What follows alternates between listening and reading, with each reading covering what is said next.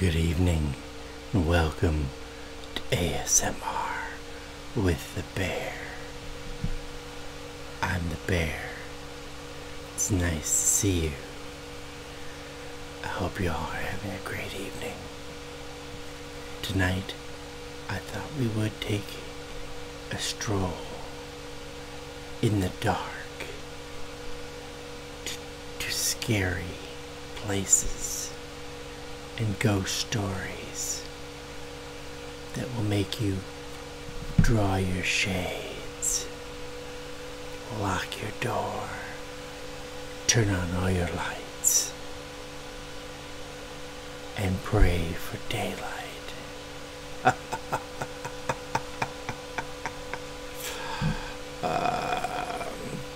Actually, I'm going to read 4 different stories. 3 of them are allegedly true. 1 of them is complete and total fiction. I have no idea which one's which, but hopefully one of us will get it right.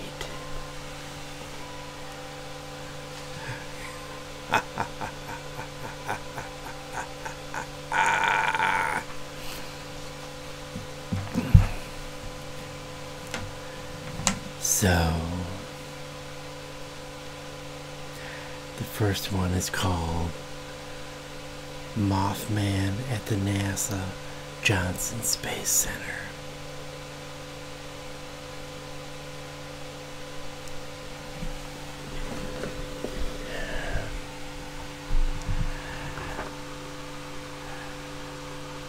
You might be familiar with reports of Mothman, a large, red-eyed, winged creature that terrorized Point Pleasant, West Virginia in the 1960s. What is not commonly known, however, is that a similar creature was sighted in the winter of 1986 at the NASA Johnson Space Center in Texas, and what it left behind was horrific. It was a night in November 1986 when several witnesses, including 2 patrol guards, saw a large winged creature squatting on the roof of a storage hut. They described it as having oily skin, large bat-like wings, and most strangely, a flowing black cape. As they watched, the mysterious creature shot up into the cloudless, starry night sky at an incredible speed. As if the sighting was not enough, the guards testified that they got a strange feeling of malevolence from the creature, as if it exuded evil and delighted in the fear that it caused. A discreet, low-level investigation was conducted, but aside from the testimony of the bewildered witness, no evidence was uncovered. Then a few weeks later, just before Christmas, the bodies of 2 mutilated German Shepherd dogs were found in the parking lot, very near where the creature had previously been sighted. This time, a more high-level investigation was ordered, which this investigation, too, came up empty-handed. But the sightings of the creature stopped. But the owners of those 2 dogs were never discovered.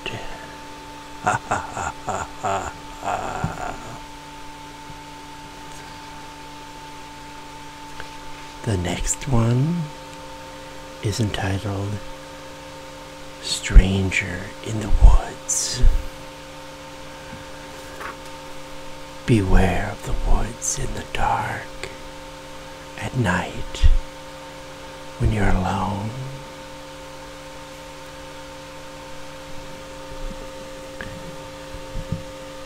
Back in 1988, Dave was driving to Winona State University in Minnesota to take the ACT test when his car broke down on Highway 94.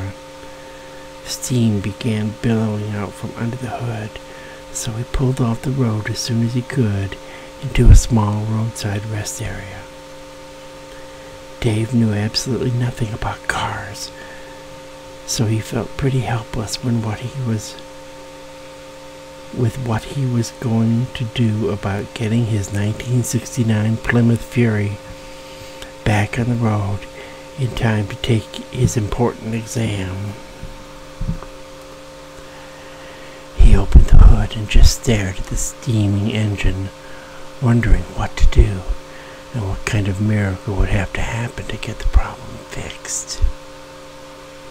Just then, a barefoot guy, looking like a hippie right out of the 60s, comes walking out of the woods and approaches Dave, saying, "Hey man, what's going on?" Dave told him how he was on his way to Winona to take the ACT tests when disaster struck his car, and that he didn't have a clue on what to do about it. "Well, let's see what we can figure out," the hippie guy said. Then he walked over to another car that was parked in the lot, opened the trunk, took out a little toolkit and a flashlight. Back at Dave's car, he told Dave that he blew out his something or other with a little rubber cap. Let me just check something," the guy said. He looked at his little toolkit and it came up with another little rubber cap that just happened to fit Dave's engine. "Look what I have," he said, and installed it.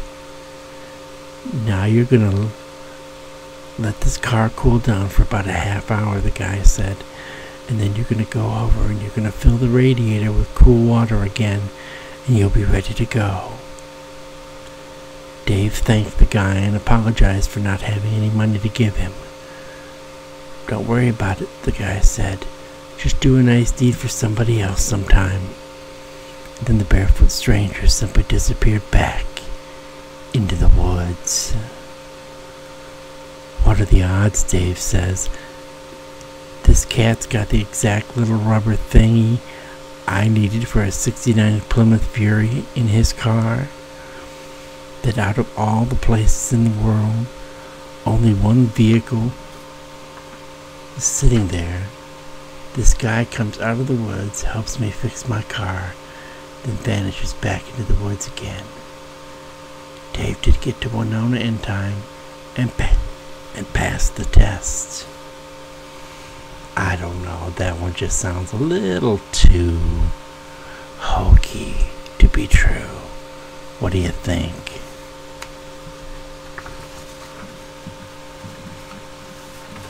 I don't know. I guess we'll find out. The first story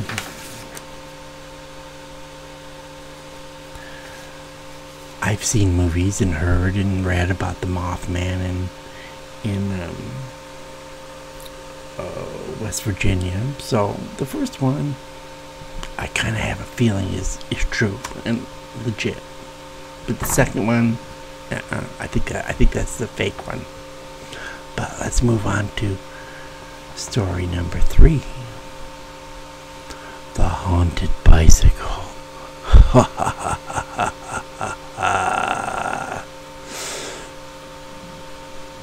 Stewart's family didn't have a lot of money, and so they were always on the lookouts for bargains at the local flea markets and garage sales. One summer Saturday in 1976, in Chesapeake, Virginia, Stewart's mom and dad piled him and his sister into the old family station wagon to find garage sales in the surrounding neighborhoods.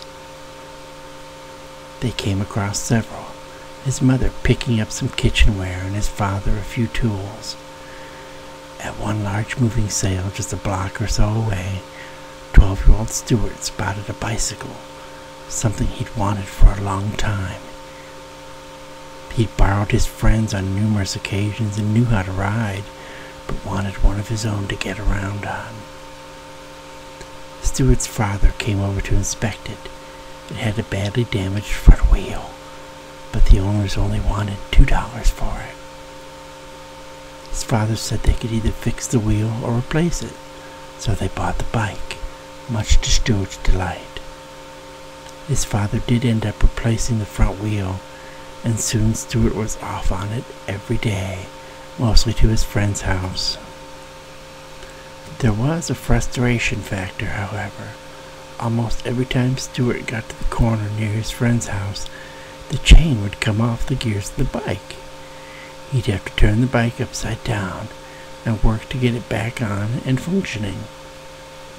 His dad figured the back wheel just needed adjusting to tighten the chain, which he did a few times, but still the chain would come off just about every time Stuart rounded that one corner. Ooh.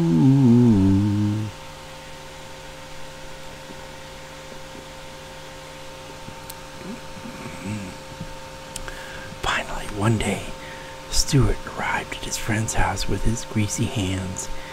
He told his friend how he had to fix the chain almost every time he rounded that corner down the block. Stuart's friend then told him about a year ago, a kid in the neighborhood riding a bike was struck and killed by a car in that corner. He told Stuart that the bike the kid rode was very much like Stuart's. That got Stuart to wondering about how his bike's front wheel was damaged when he bought it. Is it possible that it was the same bike? Or was it all just a weird coincidence? Interesting story. Is it true? Or is it made up? Time will tell.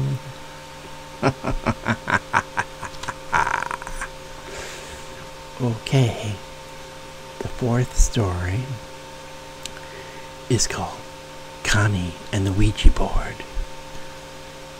Have you ever played with a Ouija board? I never have, but I've always been tempted to try.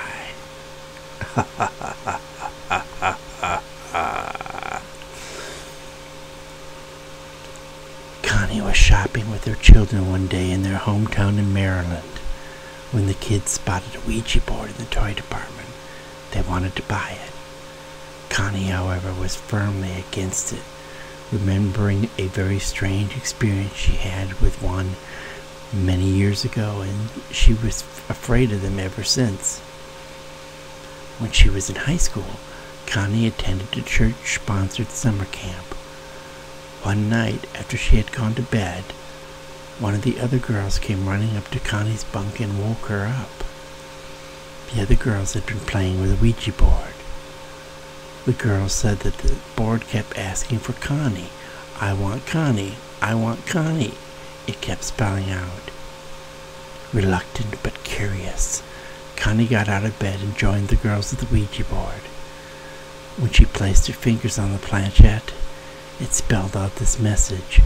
Your uncle, giving his name, is a prisoner in a Soviet camp in Siberia. The board even gave her a telephone number to call in Washington, D.C. Connie thought it was all ridiculous.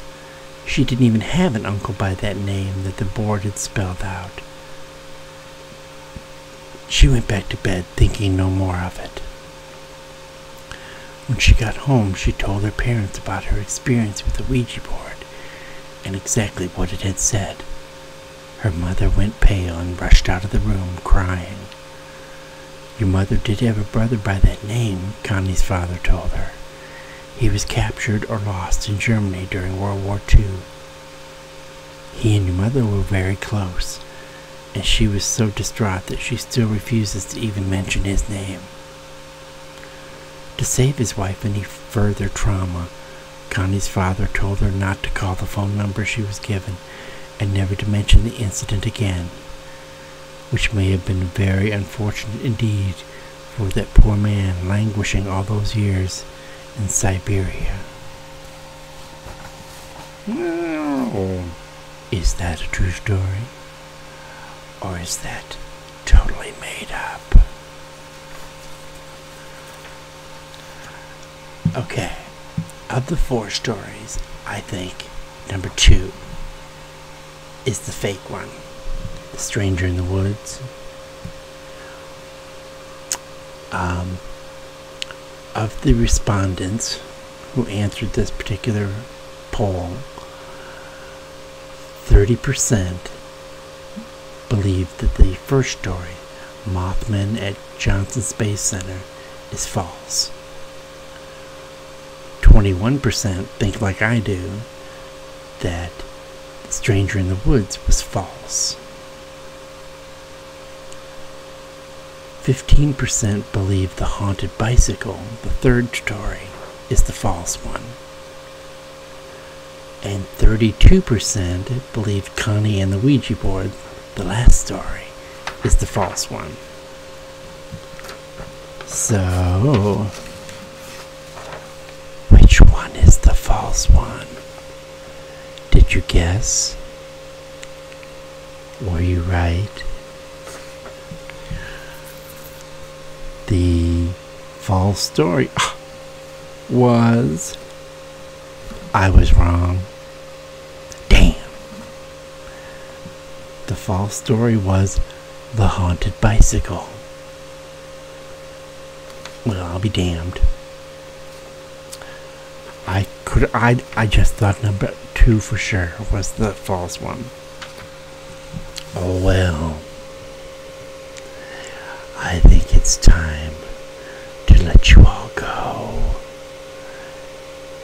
back to your beds. Pleasant dreams, everyone. Make sure your doors are locked tight. Ha ha ha ha.